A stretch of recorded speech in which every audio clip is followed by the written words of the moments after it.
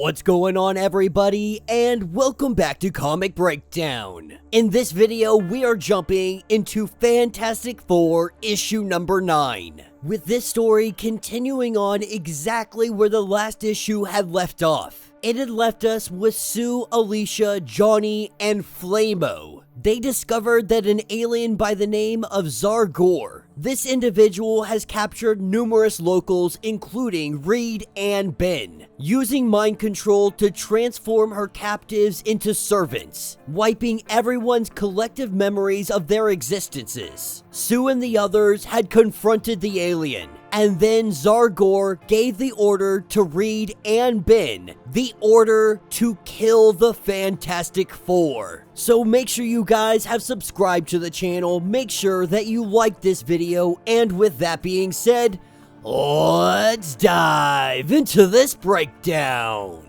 Alright gang, so as we dive into this issue, it is hugely gonna be focused on Alicia. The beginning dialogue is Alicia talking about how Ben would sit down and read her comics. That there is a rinky-dink outfit that is in New York City that publishes comic inspired by the adventures of the Fantastic Four. That Ben reads these comics to her. He understands what she likes to know about them. And if at any point she wants some more detail, she can ask whatever detail it is she would like. Going on and talking about a mayor who once used to read the funnies. For many blind individuals, this made comics a whole new accessible avenue. Millions of people, for free and with no less than a single person doing this. People who had never been able to read comics before, suddenly they could experience them. But the days of reading comics, those are in the past right now. Because right now, Ben is not reading comics. Ben is trying to kill the love of his life. With Sue Storm having her force field up, Ben is doing everything he can to try and break through. Not only that, but they have Reed Richards who is also trying to get at them. For Alicia, this is terrifying. The love of her life has lost his memories. He is attacking, trying to kill them. But while this fight is ongoing, this is where the alien begins to tell her story. Xargorr had come here with her species. They came to conquer Earth. Their leader going by the name of Mamba. When his conquest had failed, him and his forces, they left, erasing humanity's memory of their presence. But Xargorr had stayed behind. Since then, she has been taking people slowly, erasing all of their memories, interfering with their lives, making them her servants. While Ben does everything he can to break through this force field, Sue knows that she can't hold this forever. With Ben's hits and Reed squeezing, it is only a matter of time before this bubble is taken down. This is where Johnny comes into play. Him and Flamo together, they are holding back these forces. They are keeping them distracted. But while all of their memory is gone, they know that Johnny won't actually burn them. They may have lost their relationships with Sue and Johnny, but they still know everything about them. Their go-to moves, their weaknesses, the things that they won't do. And that means that Sue and Johnny, they can't win this fight. This is where Alicia gets an idea. Talking to Sue, telling her to get this bubble to Johnny. Rather than trying to sustain a force field, in a burst of strength, Sue enlarges it. This sends Reed and Ben flying.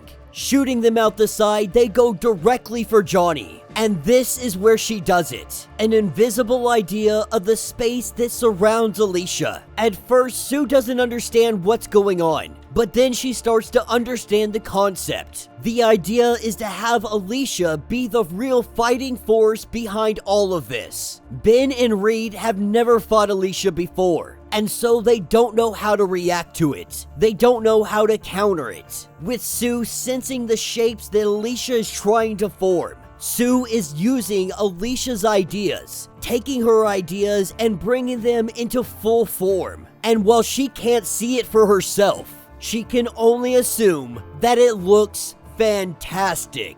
This is where we see Johnny just going full freaking Phoenix with it. Flames going out in all directions. And Sue Storm, her force field has turned into octopus arms. Giant tentacles that stretch in all directions. A creation of Alicia's mind. And this creation This manifestation of the octopus tentacles, it works tremendously well. It throws both Reed and Ben off.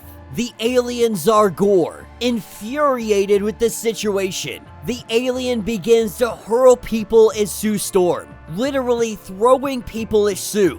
Not only that, but both Ben and Reed, they are beginning to counter the tentacles. They are beginning to adapt. And so she manifests something even bigger. We see Alicia manifest a giant Gundam. Sue Storm using her powers to create this. This giant Gundam, it grabs hold of both Reed and Ben and it punches them down into the ground. This invisible mech, it takes them to the line. It pushes them over into unconsciousness. And with both of them knocked out, the only thing that is left standing is Xargorr. Johnny breaking himself up into multiple different pieces. There are 4 or 5 different Flamos sitting here on the battlefield battling against the alien. But that's when Xargorr takes over Johnny. In taking over Johnny, all of the Flamos now face against Alicia and Sue. At this point, they are quickly recognizing that they are outmatched on almost every single level. Their ears beginning to pop because of the pressure change due to the temperature change. This is where we see Sue, she falls from the sky, hit with a giant blast of flame, burnt down to a crisp. Alicia searching for Sue's body, taking a minute to find it. We see that Sue is in such a bad spot as Xargorr comes in close, trying to use her powers on Sue Storm. A few last words from Sue, and we see that Sue Richards, she is not in fact burned to a crisp. This was all a trap. It was all an illusion. This was to bring in the alien close and be able to trick her, reflect her ability back onto her. So when she tried to make Sue forget, that power reflected back and it made Xargorr forget. Made her forget that she even had powers to begin with. And so now everybody is free. Everybody that was ever in her grasp. Everybody goes back to their regular everyday life.